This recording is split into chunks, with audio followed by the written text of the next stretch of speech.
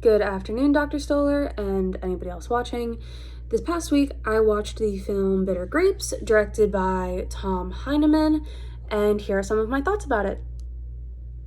So, my first reaction to watching the film was how different this film and these conditions were to what we discussed in class previously. This is vastly different than the happy wineries we saw in France, in Spain, in California. Now, what we've studied so far of these wineries, yes, has been happy, but that doesn't mean that these areas have always had ethical farming practices. For example, in the US, some examples that reminded me of the situation in South Africa have been the Delano grape strike and sharecropping.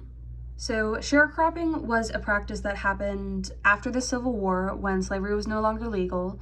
So a landlord or partner would allow a tenant to use the land in exchange for a share of the crop, hence sharecropping. But high interest rates, unpredictable harvests, and dirty landlords would keep the people working the land severely indebted, and thus there was really no upward mobility for those working the land. This process eventually died out, not because of unions or ethical practices, but because the Great Depression happened when nobody could get work, and then mechanization started to take place, so there was no need for hands-on labor.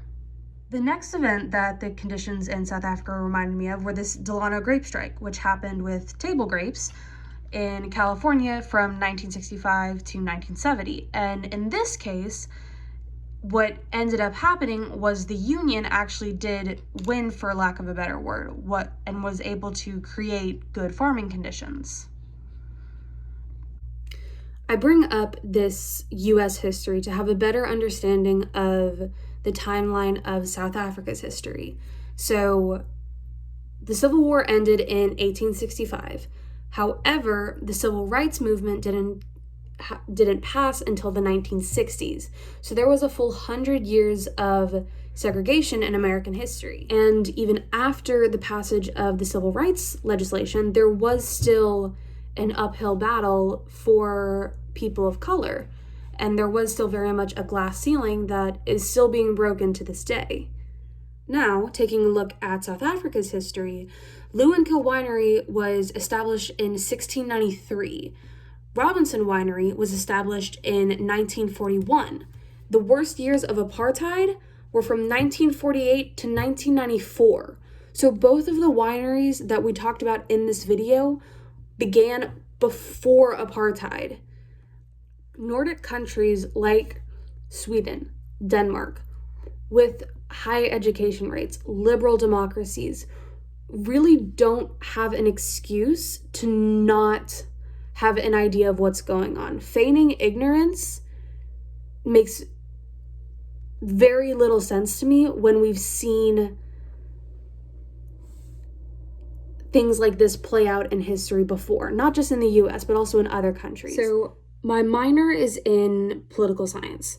And I remember from my first international relations course, the main takeaway was that people only tend to do the right thing when it's profitable. So I decided to take a look at WIDA. So here is WIDA's website, and I noticed that they directly have a site talking about their funding. And if you look here, it's funded through membership fees, donations, grants, and fees for services rendered. So if a winery like Robinson Winery is a member of WIDA, then they are paying WIDA to be a member, which if WIDA is supposed to be holding them accountable for their actions, then it doesn't make sense that Robinson Winery is also funding WIDA. It's just a massive conflict of interest. Also, this conflict of interest can be highlighted by the fact that in the documentary, WIDA said that there has never, granted the documentary was made in, I believe, 2014, so 10 years ago, a winery had never been kicked out of WIDA. Yeah, because the wineries were paying for WIDA membership. So why would you kick out someone that's paying you? So my main takeaway from this documentary was that, yes, there are still major injustices in the world. Yes, there are still systems that are supposed to be helping them alleviate the injustice, and they aren't doing that. But what I liked about the documentary is that it highlights that we as a human race are aware of injustices and know that they are injustices. We just need to be better at correcting them.